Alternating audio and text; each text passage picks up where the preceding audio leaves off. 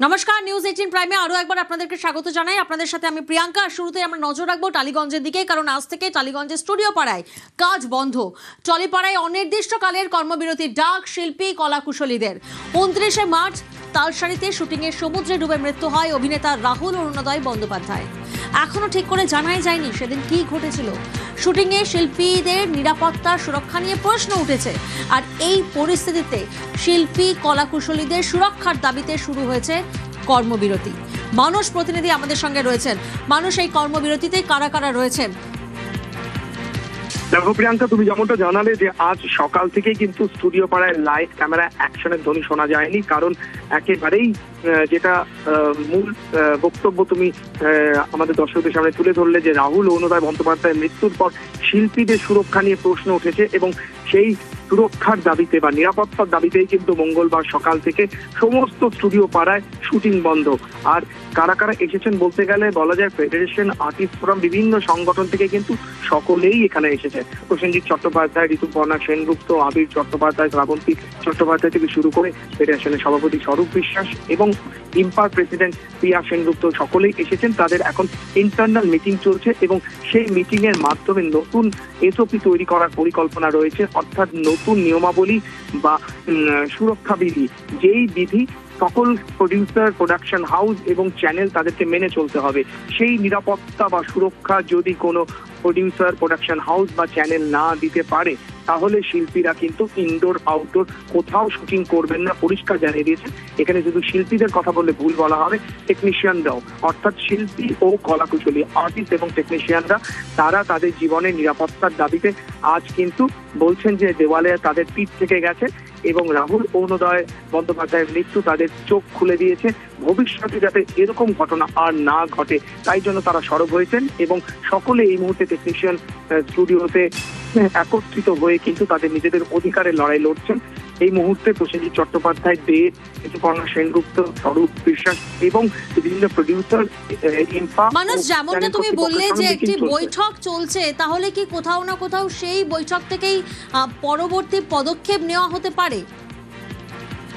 হ্যাঁ, একদম সঠিক বলেছো প্রিয়াঙ্কা। এই বৈঠক থেকেই কিন্তু পরবর্তী পদক্ষেপ নেওয়া হবে, অর্থাৎ নতুন এসওপি তৈরি করা হবে, সুরক্ষা বিধি তৈরি করা হবে এবং সেই সুরক্ষা বিধি নিয়ে কিন্তু প্রত্যেকটা পক্ষের সঙ্গে আলোচনা করা হবে। অর্থাৎ সব পক্ষ যদি সহমত পোষণ করে, তাহলেই সেইটা কিন্তু স্বীকৃত হবে এবং ভবিষ্যতে সেই নিয়ম বিধি বা সেই এসওপি প্রত্যেকটা প্রডিউসার, প্রোডাকশন হাউস এবং চ্যানেলকে মেনে চলতে হবে। তারই প্রস্তুতি চলছে, সেই নিয়ে মিটিং চলছে এবং দীর্ঘ এই ম্যারাথন মিটিং বলা যেতে পারে, যা সকাল থেকে শুরু হয়েছে এবং এই মিটিং কিন্তু শেষ পর্যন্ত যেটা জানা যাচ্ছে যে সকলের মধ্যে কনভে করা হবে যে তাদের কি মতামত, অর্থাৎ শিল্পী, টেকনিশিয়ান, তাদের মতামতকে গুরুত্ব দেওয়া হবে, পাশাপাশি প্রডিউসার, চ্যানেল এবং প্রোডাকশন হাউস তাদের মতামতকে গুরুত্ব দেওয়া হবে এবং সবার মত নিয়েই কিন্তু নতুন সিদ্ধান্ত। সেই বৈঠকের দিকে নজর থাকবে আমাদের। ধন্যবাদ মানুষ।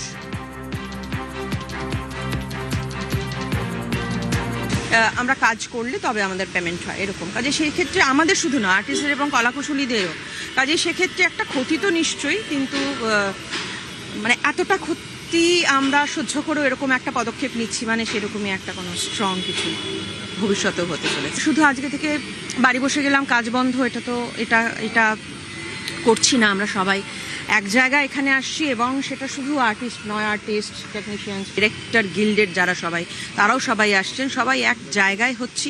এবার পরবর্তী পদক্ষেপ কি হবে সেটা সবই নিয়ম ছিল, নিয়ম ভাবনার মধ্যে ছিল। মানে কি একটা ঘটনা ঘটলে তখনই আরো বেশি উদ্বিগ্ন হয়ে যায় মানুষ।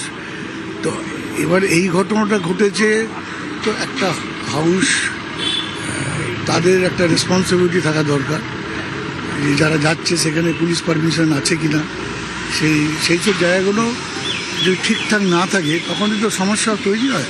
তাতে ভবিষ্যতে যেন সেইগুলো আর কেউ করতে না পারে, তার জন্যই রুটি রুজিটা মেইন না জীবনটা মেইন? আমার কাছে তো মনে হয় জীবনটা না থাকলে রুটি রুজিটা দরকার নেই, মানে দুটো একে অপরের পরিপূরক।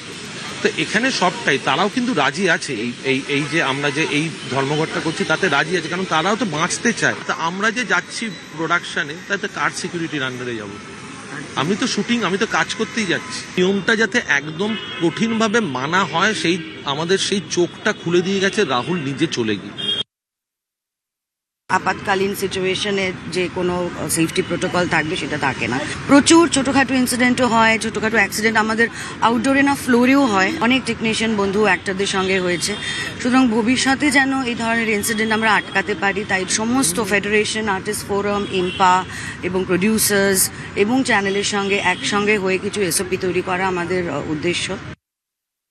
তো আমাদের পিঠ থেকে গেছে, আমরা চেষ্টা করছি সবাই মিলে একটা জায়গায় আসার, যে একটা নিয়ম অ্যাপ্লিকেবল টু এভরিবডি, যেখানে আমাদের ওই ইনসিকিউরিটিটা থাকবে না, কাজ হারিয়ে যাওয়ার ইনসিকিউরিটি, রিপ্লেসড হয়ে যাওয়ার ইনসিকিউরিটি, সেইটাকে আটকানোর জন্যই আমরা সর্বসম্মতভাবে কিছু একটা জায়গায় আসার চেষ্টা করছি।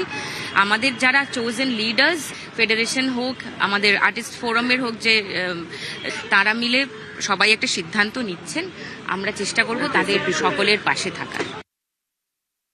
আর্টিস্ট ফোরাম এবং ফেডারেশন যৌথভাবে এই উদ্যোগ গ্রহণ করেছে। আমরা প্রডিউসার এবং চ্যানেলদের আবেদন করেছি এখানে আসার জন্য।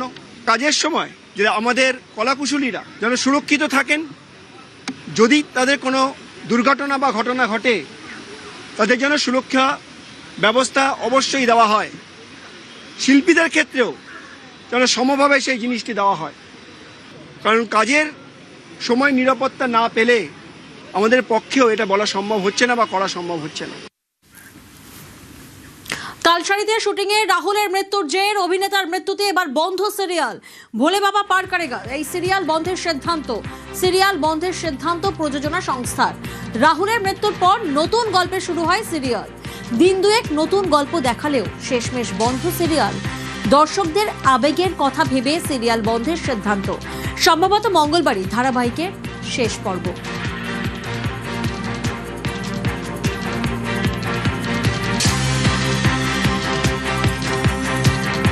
একদিকে যখন দর্শকদের আবেগের কথা ভেবে সিরিয়াল বন্ধের সিদ্ধান্ত নেওয়া হয়েছে, তখন অন্যদিকে লীনা গঙ্গোপাধ্যায়ের ম্যাজিক মোমেন্টসে দুটি ধারাবাহিক ছাড়লেন অম্বরীশ ভট্টাচার্য। রাহুলের মৃত্যুর কয়েক ঘন্টা আগেও তার সঙ্গে শুট করেছিলেন অম্বরীশ ভট্টাচার্য। আর রাহুলের মৃত্যু তিনি মানসিকভাবে মেনে নিতে পারছেন না, এমনটাই জানান অভিনেতা।